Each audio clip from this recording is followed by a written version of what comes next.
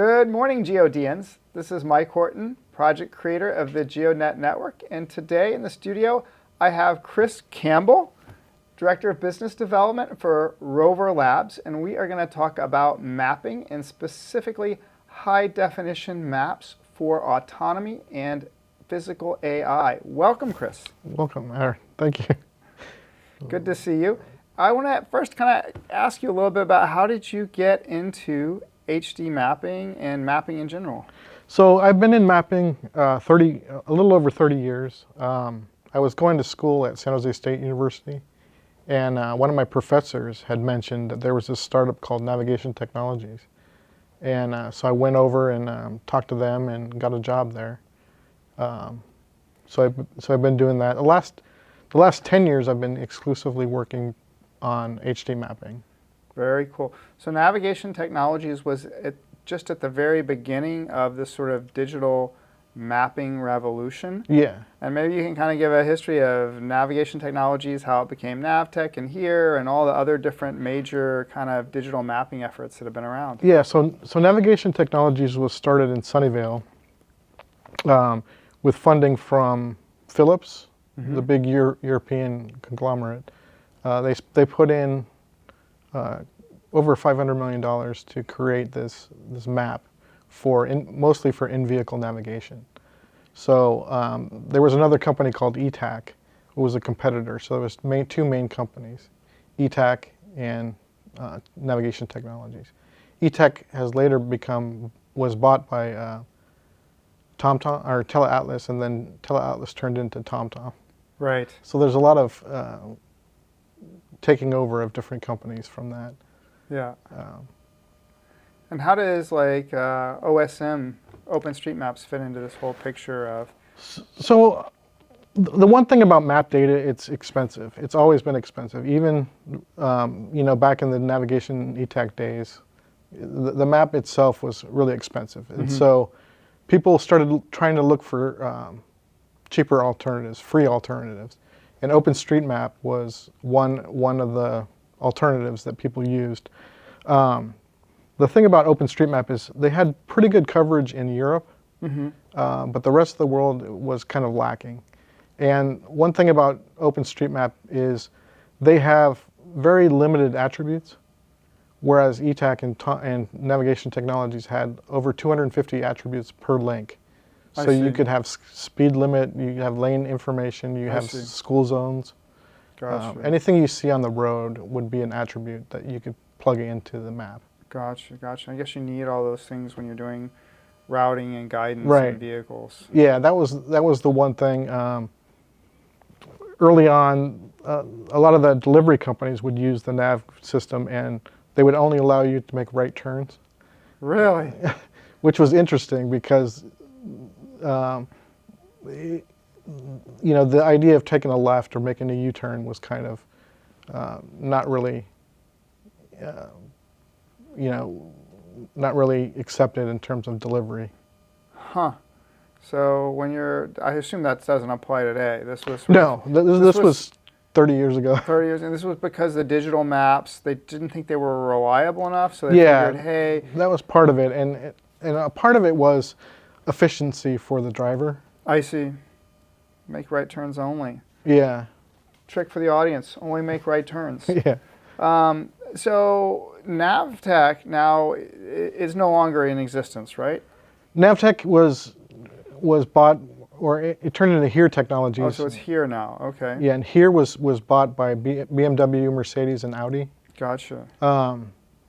Which that happened in, I think, 2015 is 2015. So when that happened. HERE is kind of a conglomerate. It's kind of like almost like a collective. Yeah. Of these core automotive companies. I think Intel also has a stake. And Intel has a stake in HERE. I got it. So HERE's kind of a collective going after the mapping problem. Yeah. And then who's the other big guy in mapping? It's TomTom is a big guy. Right, big commercial guy. Where's their history? They were primarily a European company. They bought ETAC, which was a U.S. company. Okay. And then ETAC was bought by TeleAtlas.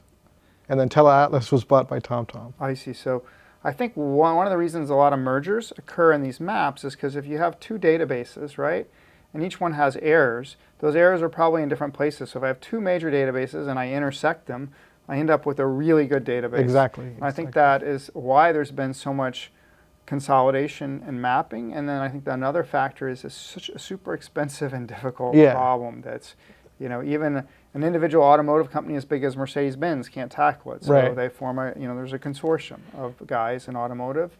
That's what here is to solve this problem. And even today, they don't get all the data they need. I mean, TomTom and Here have really good highway coverage. Right. But what's lacking and what the industry is begging for is urban data. Urban data. So regular downtown street networks. Interesting. Things like that. Interesting. Now let's talk about Google. So Google. So yeah, Google's interesting. So in the beginning, Google would use data from both TomTom and Here. I see. And they would use a map engine to consume the data. Google had then decided to do it on their own. Right. And so that was a big change for the map companies. They lost some revenue in terms of Google going free. Google went free. Yeah. And Google started making their own maps. Yeah. And how many people do you think are in the Google mapping operation? I'm thinking close to 1,000 people. Yeah. Across the world. Right. Yeah, I had heard they have, a bunch of people here. Yeah. And then they have like 1,000 plus in India doing labeling. Yeah. Stuff like that. India is a big market for map creation. Map creation. A lot of all the companies use in India. India has a really good supply of experts in geospatial. Yep. They go to the schools and recruit from there. Yeah. Well, GeoDNet has 1,500 base stations. We're the largest RTK network in India, and we do see that. India's also really, I think, good on a lot of language skills. So sort of being able to label the data, given that you have signs in all these different languages, probably really fits that culture very well. Yeah. A lot of, that reminds me of, at Navtech, a lot of the words were European spelled or British spelled. Right. They use the term roundabout, which we don't hear a lot about here in the U.S., but that was big in And Navtech. so then when did this sort of whole trend towards HD maps start showing up, and what does that mean? So that started about a little over 10 years ago. There was some projects in the works. Mercedes had a product called Drive Pilot, and they started to develop that about 10 years ago. And the thing about that is there was no current map company that provided the detail that they needed for that map. Maybe let's talk about your career a little bit more. Sure. So after Navtech, I understand you went to Mercedes-Benz. Can you talk a little bit about that? Yeah, so I was at Mercedes a little over 10 years ago. I came in to write the requirements and specifications for Drive Pilot. And I worked really closely with the engineers in Germany to come up with the specifications.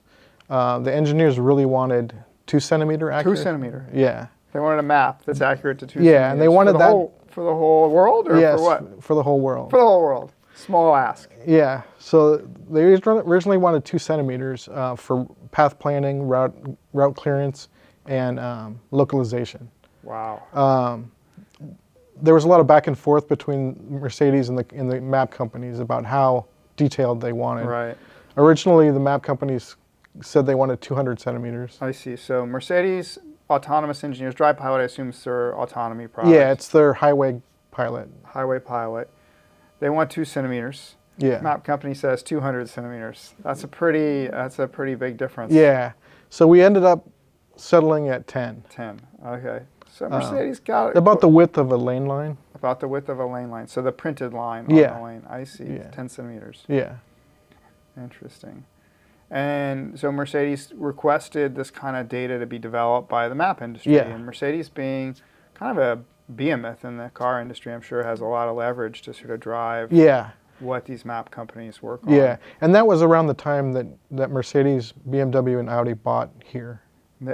Right around that time. So I guess they directed here then to sort of go, hey, go make me a 10 centimeter map, guys. Yeah.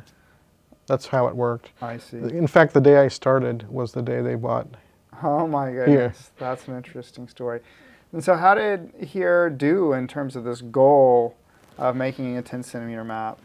They did well. I mean, a lot of it was planning, not so much execution in the beginning.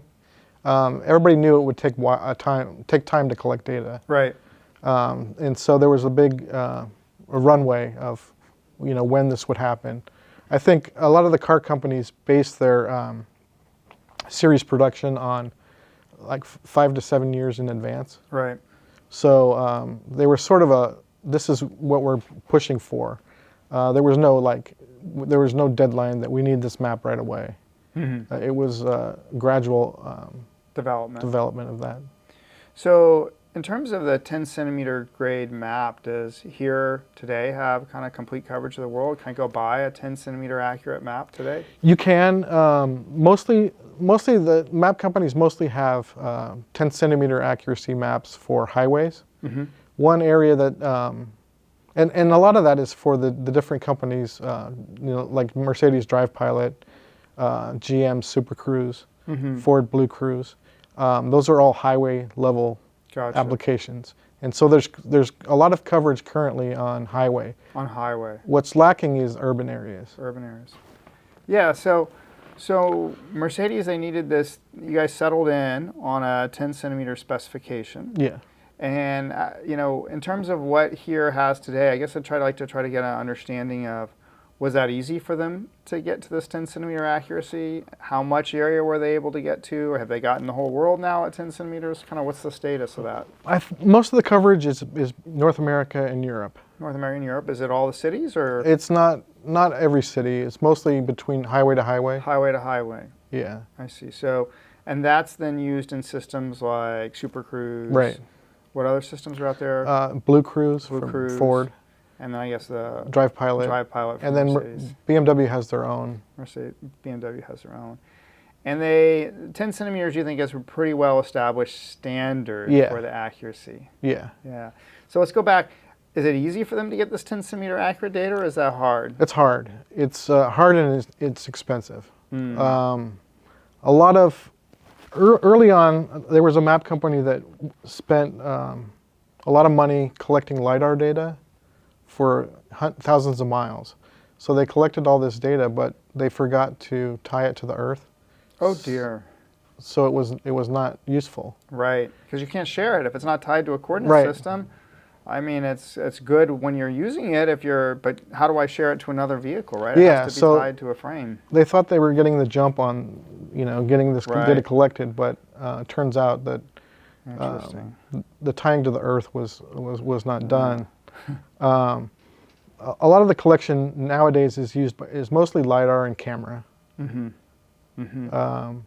But still, I mean, you have these rigs out there with the LiDAR on them, the 360 LiDAR, the cameras, and they cost, the sensors alone cost hundreds of thousands of dollars. Yeah. And do most of the mapping companies make those rigs themselves, or do they buy them, or a combination? The map companies have their own cars, but they also farm out some of the data collection. Oh, I see. So they buy some data, they collect some data themselves. Yes. Yeah. Very interesting. Now you've joined Rover. Right. And you can bring all this wealth of experience from Navtech and Here and Mercedes and their HD mapping efforts around Drive Pilot. How do you feel about Rover? I think Rover is at a really good place right now because traditionally, in the map ecosystem, there's a three pieces. There's a static HD map, which as soon as you create it, it's out of date. You have a map engine that consumes the data and turns it into products. And then you have what we call a dynamic HD map. And that's where Rover comes in. Rover has the coverage and the ability to collect fresh data. And that's what I'm really excited about at Rover. Yeah. Yeah, I know we've talked many times about this guy, the light cone, and its kind of unique attributes of having a LiDAR, actually an automotive grade LiDAR, so kind of a LiDAR that the OEMs themselves would potentially use, and then obviously a great camera. It has a tremendous compute capability and storage capability locally to the unit itself. I call it a little supercomputer. It's got a neural processing engine in there, and then it has connectivity. So it's a pretty, like, compared to a traditional HD mapping rig, it's really pretty close, don't you think? Yeah, it's close, and it's got the RTK right, and the IMU. Of course, don't forget that. It's got GeoDNet and the IMU, so it's able to ground truth the data to centimeter accuracy. And that's the thing about Rover. We can direct the drivers where to go, where to collect. So if we get a request from a map company or a car company telling us they need coverage in a certain area, we can deliver that. Right. And do you think that in the data sets that you've seen and you've shown to customers, how do you feel like the reaction's been so far? A lot of them are pretty amazed at the coverage. Combining the LiDAR and the camera. Right. So you can, sometimes people only collect with LiDAR, and you can miss information from signs and things like that. But with the camera, you know where the object is, and you know what it represents. Right. You can read it. You can tie it to the earth. What do you think the challenges will be in developing data sales for a rover, and what you see so far? I think we're in a good position with data sales. There's companies out there that think that they can do self-driving without maps, but they still need to train data. Yeah, I mean, I think you can say you don't need maps, but you're going to have some sort of map to train the system at a minimum. Yeah, it's going to be really intensive training of AI. And the other thing that catches me is, like, cities don't look that similar. No. Like, there's a lot of sort of local things, like if you're thinking about your neural network and your models, building a geospatial model, if you query that model on one place and in another place, the answers are going to be kind of different as to what things look like or how to interpret things. So all that has to be trained, right? Yeah, and you have to understand what the signs mean. Yeah. A lot of, we have here in Santa Clara County, we have the G routes. Those are the county routes. The county routes. So like Lawrence Expressway, I think, is G4. Right, it's like a blue sign. Right? Yeah. It's a blue sign. In Texas, they have ranch roads. Right. Exactly. So it's localized even in the United States. Yes. It's all very specific. Yeah. It's amazing. Yeah. So I think that data collection piece and then the AI piece, they have to go together. Yeah. To build these large geospatial models. And Rover should be able to be at the forefront of that because of its ability to just, pull the volumes of data. It's not like text data where OpenAI can just go out and read the entire internet and all the social media sites and pay everybody to give them all their data from all your emails and everything else, and God knows where they're getting all this data. But they can do that. There's no way to do that in the geospatial world today. Yeah. That's going to take something like Rover to really have that data available to build spatially aware AI, physical AI. Yeah, and if you compare this to like the traditional equipment to collect data, it's very minimal compared to... Right. Yeah, it's I look forward to bringing this unit with you to customers that are in the very traditional sort of geospatial world, because I think for, the cost of an accessory, they can have a whole unit. Right, exactly. In the Rover world. And that's going to really open up a lot of possibilities for more continuous data collection methods. And it's not all just about, mapping for autonomous cars. There's going to be things like cities and smart cities, like figuring out where the potholes are. Yeah, and road conditions. I mean, this unit, I was just kind of blown away. Me driving down the road at my house, not only am I obviously getting an incredibly accurate representation of the road and the environment around the road, but you can see the road condition. Right. You'll be able to measure the height of the curb. You're also able to see up. It's got a pretty good elevation, so you're going to be able to see foliage and whether it's intersecting with power lines and all these kinds of maintenance things that the city's got to worry about, you're going to be able to get off the Rover data sets. So you can sell that to the utility companies as well. So, so you joined Rover, and things are, kind of learning the ropes and getting in speed. Can you talk a little bit about what Rover's done so far, how much data coverage they have? Sure. So Rover has two products, the Tarantula X and the Lightcon. This is a light cone here. For the Tarantula X, we currently have 15 million miles, or 15 50 million million miles. kilometers. 15 million kilometers. And we hope to have 100 million by the end of the year. 100 million kilometers by the end of the year. Wow. And then for our light cone product, we have 100,000 kilometers now, and we're planning for 5 million by the end of the year. 5 million kilometers of high definition Right. data.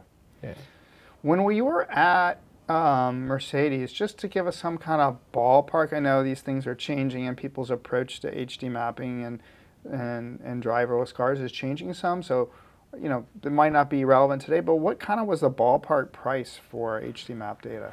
Early on, I think it was $1,000 a kilometer. 1,000 a kilometer. Yeah. I read on the internet it was 5,000 a kilometer. Oh, really?